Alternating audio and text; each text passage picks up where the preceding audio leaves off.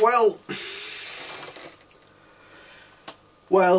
I really don't know what to say, because spirit science has been on my radar for quite a while, and I've ignored him because, quite frankly, what he spouts is basically hippy dippy. Let's all, love one another and we'll be fine. But what he does do is he throws in science, to make him sound, legitimate. And yet he's no way legitimate at all. In fact, you can find many videos of many people tearing all his ideas down for one reason, that he can't support any of ideas, because he has no evidence to support any of the crackpot theories that he spouts, or any of his, patchwork friends like to spout. But I have just seen probably the most ridiculous video I have ever seen in my life, to the fact that I actually had to go and watch the original Spirit Science video just to make sure he was that big an idiot, because quite frankly I can't believe it was. And I watched the video that Martymer did, and Martymer has an entire series which I highly recommend called Why We Laugh at Spirit Science. And yes,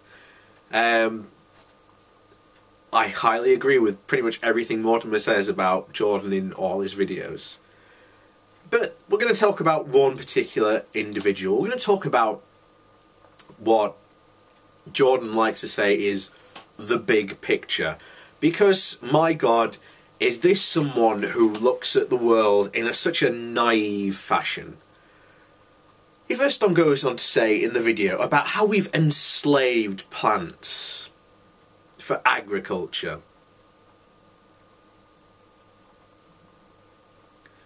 And you'll notice as we go on through the video that he suddenly becomes very anti-technology, and I'm just like, hang on a second, if you're so anti-technology and you want to go back to this hunter-gatherer system, which by the way just wouldn't work given, the population we have now and what agriculture actually did to the population of mankind, which gave us a more sustainable food source, but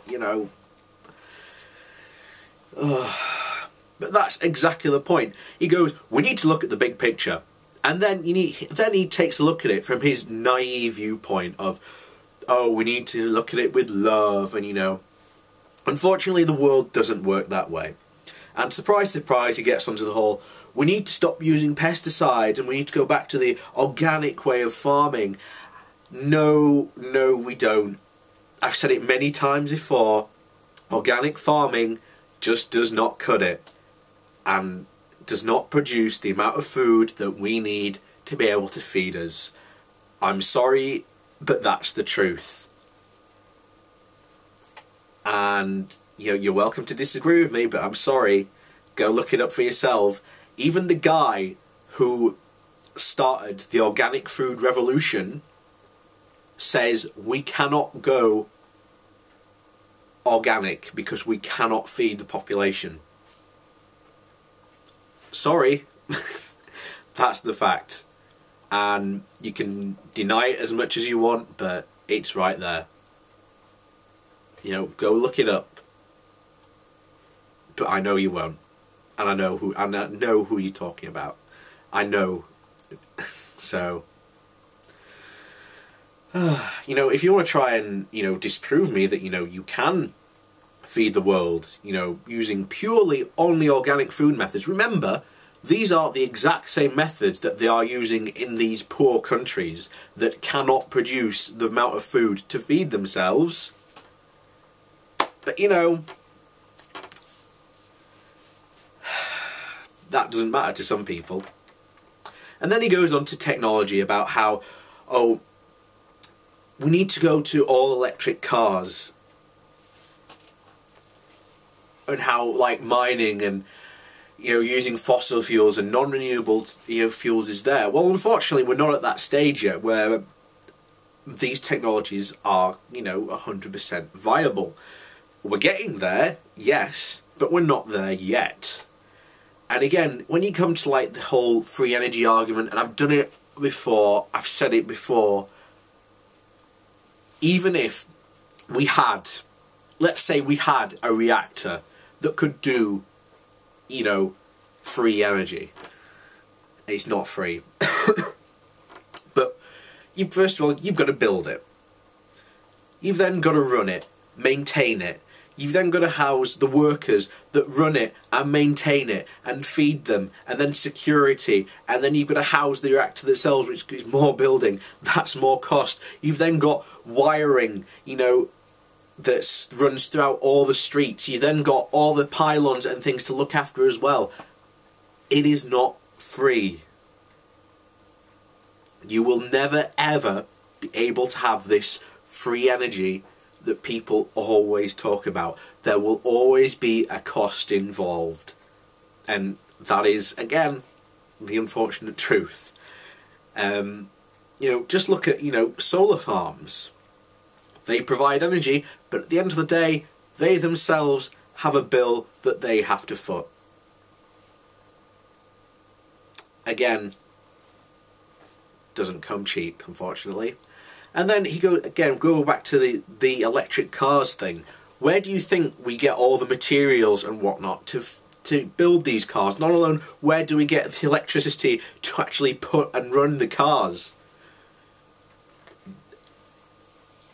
It just absolutely shocks me that someone could think of this in such a naive way. Because he says, look at the big picture.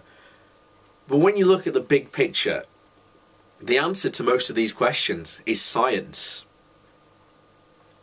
And what people like him and other people do is they breed mistrust.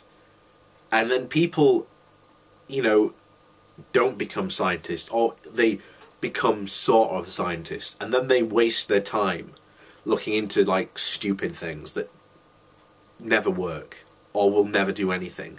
You've only got to look at the internet to look up, you know, free energy machines, which is hilarious itself, because how many of these free energy machines are hooked up to a power outlet which, you know, produces free energy? It's ridiculous at the end of the day, and I'm sorry, but science is the way forward, and, you know, spreading lies and people like things is not going to take us forward. We need to make people more science, you know, illiterate. No, well, not literate. Well, science literate. That's the best way. That's the best way we can advance humanity and, you know, the world in general. And yet, it doesn't help when you've got people like Spirit Science spreading this, you know, mumbo-jumbo. You know, that's the big picture. But then people like Jordan don't care as long as, you know, they feel good about it. And unfortunately, that doesn't get you anywhere.